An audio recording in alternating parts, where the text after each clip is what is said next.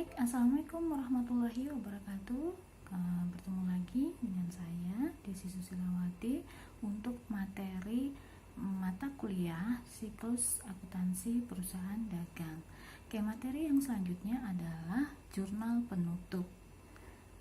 Baik teman-teman, saya mengingatkan kembali ya, ketika di perusahaan UD Komputa Utama yang sudah kita catat transaksinya, kemudian kita sudah melakukan jurnal penyesuaian juga, kemudian kita sudah membuat neraca lajur. Nah, selanjutnya kita akan membuat jurnal penutup. Untuk materi pada kali ini adalah jurnal penutup dengan metode periodik. Oke, baik, yang pertama kita harus tahu dulu apa sih sebenarnya jurnal penutup tersebut. Oke, jurnal penutup adalah jurnal yang digunakan untuk menutup tahap-tahap dalam siklus akuntansi perusahaan dagang. Teman-teman masih ingat ya, tahapnya itu dari mulai jurnal, kemudian kita melakukan posting, kemudian kita melakukan membuat neraca saldo, kemudian kita ada neraca lajur, kemudian ada penyesuaian, kita melakukan jurnal penyesuaian, kemudian kita membuat neraca lajur sesudah penyesuaian. Nah, kemudian kita membuat jurnal penutup. Jadi jurnal penutup ini adalah penutup dari rangkaian siklus akuntansi untuk perusahaan dagang. Kemudian apa yang menjadi tujuan dari jurnal penutup? Oke, tujuannya adalah selain untuk melakukan closing di akhir periode akuntansi, juga untuk mempersiapkan akun-akun yang akan digunakan pada periode akuntansi tahun berikutnya. Nah, teman-teman harus ingat kembali nih, ada akun-akun real dan ada akun-akun nominal. Secara garis besar atau secara umumnya, akun real itu adalah akun yang sifatnya itu permanen, yang akan tercatat di laporan posisi keuangan. Sedangkan akun-akun nominal itu adalah akun-akun yang sifatnya temporary atau sementara, yang akan dicantumkan di laporan rugi laba. Lalu yang sistem dari jurnal penutup ini ada yang menggunakan pendekatan ikhtisar laba rugi, dan ada juga yang menggunakan pendekatan metode harga pokok penjualan atau HPP. Nah, untuk kesempatan pada materi kita ini, karena memang dari awal UD Komputa Utama itu menetapkan persediaannya secara periodik, maka kita menggunakan atau yang akan kita bahas adalah bagaimana jurnal penutup dengan pendekatan akun ikhtisar laba rugi. Ayat jurnal penutup dengan sistem persediaan periodik adalah berbeda karena kita tidak akan memunculkan akun HPP. Tapi kalau misalnya pendekatannya menggunakan pendekatan harga pokok produksi, maka akun yang muncul atau akun yang digunakan adalah harga pokok penjualan.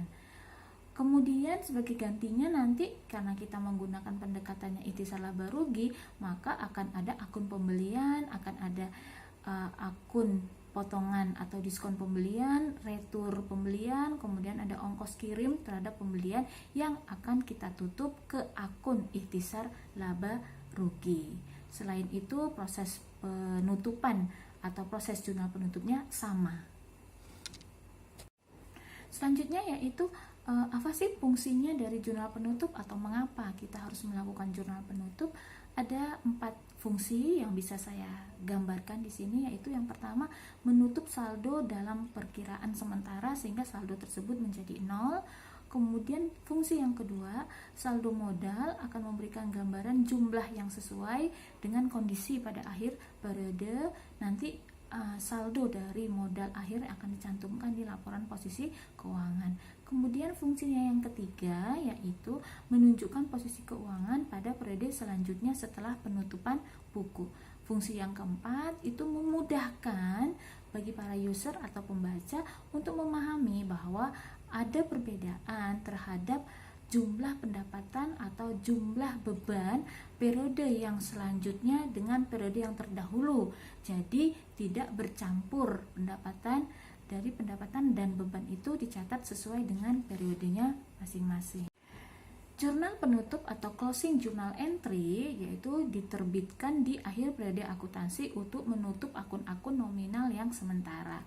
Akibat dari penutupan tersebut, maka saldo akun-akun yang nominal itu akan menjadi 0 di awal periode akuntansi selanjutnya atau tahun berikutnya. Akun yang ditutup merupakan akun nominal, yaitu akun-akun yang terdapat di laporan rugi laba. Berarti ada akun pendapatan dan ada akun beban serta akun modal dan prive.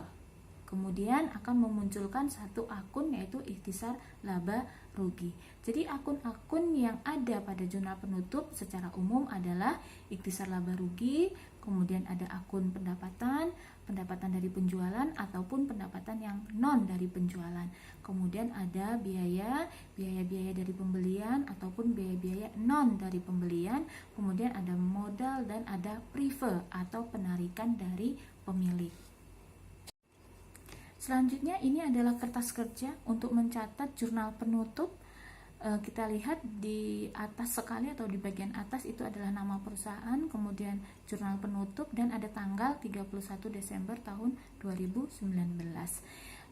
Untuk ada kolom tanggal, kemudian ada kolom akun dan ikhtisar atau penjelasan singkat tentang transaksi tersebut, kemudian ada kolom debit dan tentunya ada kolom kredit. Yang pertama, kita akan melakukan jurnal penutup dari pembelian dan akun-akun kontra pembelian ke ikhtisar laba rugi. Jadi nanti ada di debit itu ada ikhtisar laba rugi, kemudian ada akun retur pembelian, kemudian ada akun potongan pembelian. Sedangkan untuk di kredit itu ada akun pembelian, kemudian ada biaya angkut pembelian. Kita jurnal sesuai dengan angka yang ada di neraca lajurnya. Kemudian langkah yang kedua adalah menutup akun-akun penjualan dan akun-akun kontra dari penjualan ke akun ikhtisar laba rugi. Kita lihat di debit ada penjualan dan ada pendapatan lain-lain, sedangkan di kolom kredit ada potongan penjualan, ada retur penjualan dan ada kolom kredit ikhtisar laba rugi. Proses jurnal penutup yang ketiga adalah menutup akun-akun biaya ke akun ikhtisar laba rugi. Teman-teman sudah memahami ya kalau biaya itu atau beban itu kan adanya di debit. Ketika ditutup maka kita buat di kredit. Berarti akun ikhtisar laba ruginya yang di debit, kemudian biaya-biayanya atau beban-bebannya di kredit. Ya, kita harus memperhatikan juga balance-nya atau seimbangnya antara kolom debit dan kredit. Kemudian selanjutnya jurnal penutup untuk menutup modal ya atau menutup akun ikhtisar laba rugi yang kredit. Proses jurnal penutup yang ketiga adalah menutup akun-akun biaya ke akun ikhtisar laba rugi. Teman-teman sudah memahami ya kalau biaya itu atau beban itu kan adanya di debit. Ketika ditutup maka kita buat di kredit. Berarti akun ikhtisar laba ruginya yang di debit, kemudian biaya-biayanya atau beban-bebannya di kredit. Ya, kita harus memperhatikan juga balance-nya atau seimbangnya antara kolom debit dan kredit. Kemudian selanjutnya jurnal penutup untuk menutup modal ya atau menutup akun ikhtisar laba rugi yang kredit. Baik, selanjutnya jurnal penutup yang akan kita lakukan adalah menutup saldo kredit dari ikhtisar laba rugi ke modal. Oke, berarti ikhtisar laba rugi kita buat di debit, kemudian di modal itu di kredit.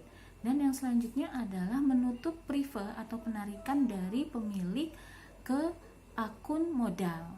Oke, berarti modal kita debit, kemudian prive kita kredit.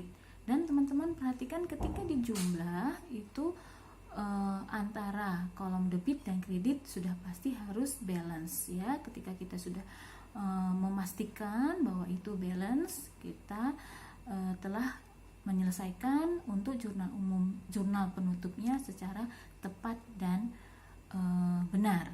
Oke, baik. Begitu untuk jurnal umum. Tolong teman-teman perhatikan lagi rangkaian-rangkaian dari transaksi atau rangkaian-rangkaian dari siklus akuntansi untuk perusahaan dagang, dan semuanya sudah kita jalani. Ini adalah penutupnya atau jurnal penutup untuk satu periode akuntansi. Mudah-mudahan bermanfaat. Ketemu lagi di materi selanjutnya. Sukses selalu. Assalamualaikum warahmatullahi wabarakatuh.